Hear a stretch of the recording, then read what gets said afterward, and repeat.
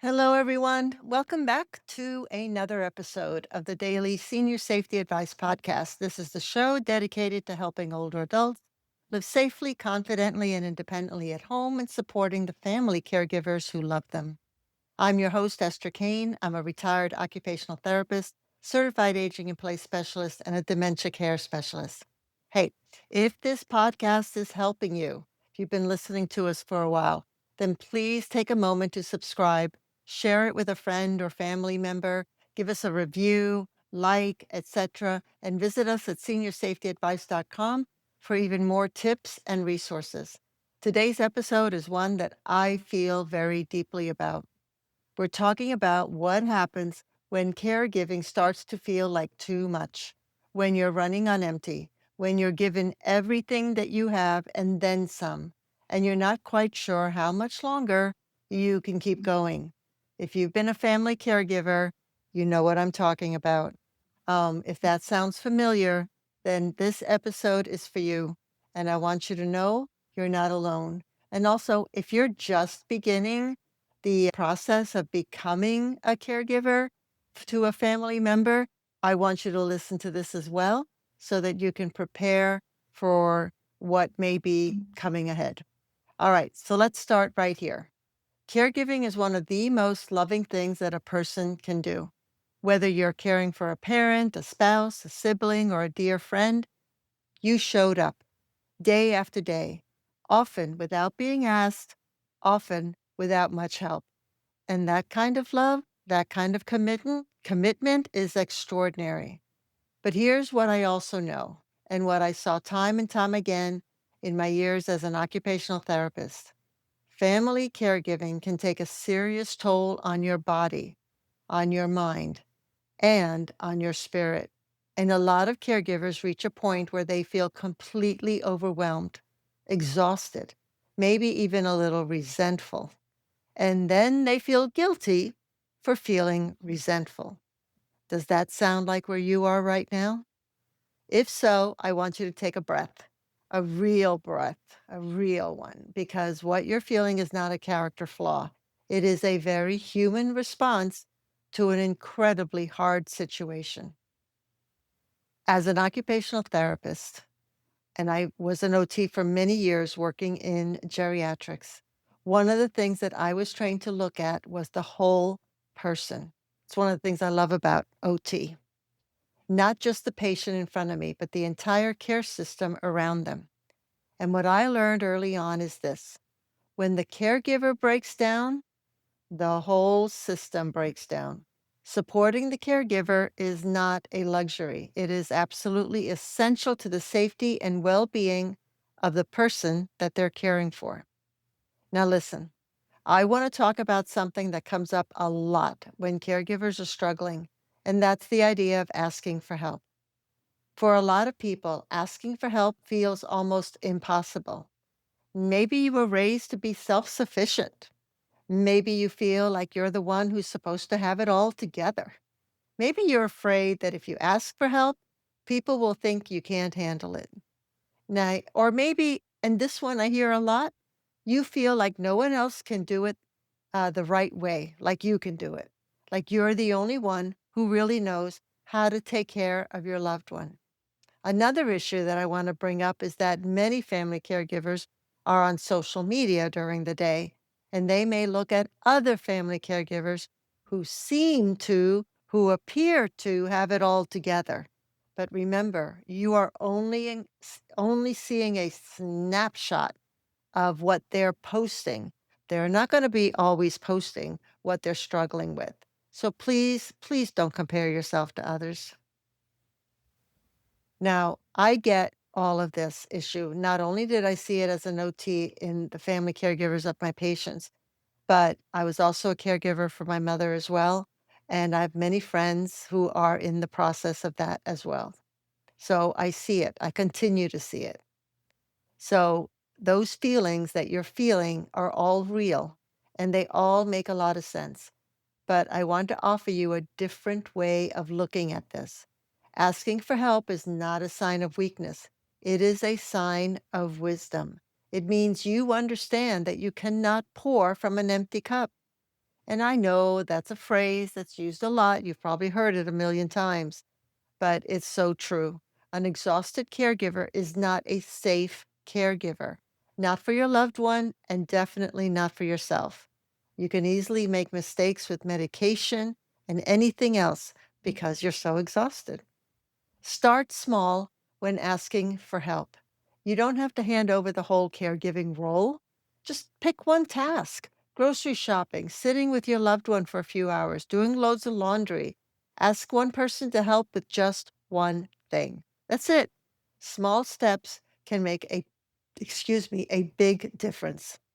All right, let's take a moment to think about what asking for help might actually look like.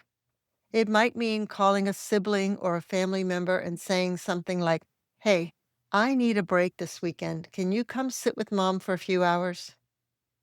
It might mean also reaching out to your local area agency on aging. Every community has one. And asking what respite services are available in your community. And by the way, there are often programs that provide free or low cost help to caregivers. So it's worth making that call. It might mean talking to your loved one's doctor and asking for a referral to a social worker, geriatric care manager. Those are the people who can help you connect with the community services. They're the ones that have the master Rolodex.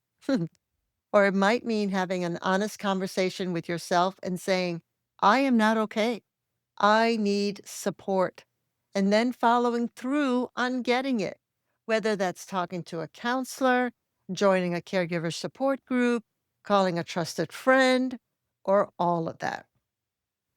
I want to say something here that might surprise you. In my clinical experience, the caregivers who were willing to ask for help, who were willing to accept support, were the ones who actually lasted. They were the ones who could sustain their caregiving role over time without completely falling apart. Asking for help is not giving up, it is how you keep going. Now, let's talk about something else that comes up very often, and that is guilt. Caregiver guilt is incredibly common. You feel guilty for needing a break. You feel guilty for being frustrated. You feel guilty for wanting 5 minutes of peace and quiet. You feel guilty for not being enough. You feel guilty for resenting the situation you're in. So here's what I want you to hear. Wanting rest is not wrong. Needing a break is not selfish. Being human with real limits does not make you a bad caregiver. In fact, the very fact that you feel guilty tells me something about you. It tells me that you care deeply. People who don't care don't feel guilty. But caring doesn't mean suffering indefinitely. And there is a difference between being devoted and being depleted. You are allowed to have limits. So if guilt is getting in the way of accepting help, try reframing it this way. Think about something like, getting support helps me to be a better caregiver for the person that I love, for my mom, for my dad, for my aunt, whomever, because that is the truth. Rest makes you more present, help makes you more effective, and taking care of yourself is part of taking care of them, without a doubt. So let's talk for just a moment about some of the signs that caregiving may be pushing you past your limit. You might be running on empty if you're feeling constantly tired, even after you've had 8 hours of sleep. If you're getting sick more often, that's absolutely a sign. I saw that over many times. If you've stopped doing things that you used to enjoy. So many family caregivers stop their volunteer work, they stop their hobbies, they stop going out with their friends, and so on. If you're feeling hopeless or trapped, that is definitely a sign that it's gotten to the point where you need help. And if small things are setting you off in ways that wouldn't have before. Why? Because you're stressed, you're tired. Those signs and much more matter. Please don't brush them aside. Your well being is not a side issue, it is a central issue, and it deserves just as much attention as the person that you're caring for. Now, I want you to know that occupational therapists often work with the families. I used to say sometimes the families were more my patient than my patient. And they're looking for a balance. They're trying to help the family, the patient and the family, to create that balance, which is basically a way of saying, are you doing enough of the activities that restore you, not just the ones that drain you? I mean, this is the question that should go to every family caregiver. If your days are consumed entirely by caregiving tasks with nothing left over for yourself, that imbalance will eventually catch up with you. Even small pockets of restorative activity, a cup of tea in a quiet room, a short walk, a 5-minute phone call with a friend, can begin to shift that balance. Now, before I wrap this up, I want to say something directly to you. If you are in a caregiving situation and you are struggling, you do not have to white knuckle your way through this alone. There are so many people out there who want to help you, who can help you. There are programs designed to support you. There are communities of other family caregivers who understand what you're going through in a way that very few people outside of caregiving ever could. You just have to take that first step and reach out. And hey, if no one has said this to you lately, let me say it now. What you are doing matters.